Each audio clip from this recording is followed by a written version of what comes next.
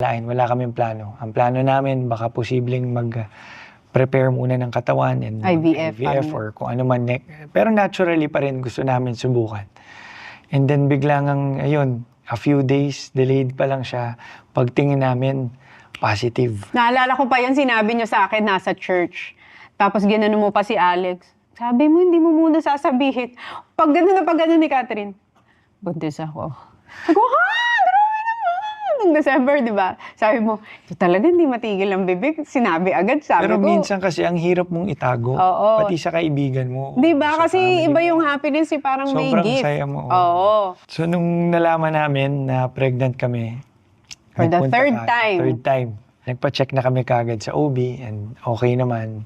Tapos nag-decide na kami na mag-iingat na talaga siya. And then the second week, okay pa yung ultrasound.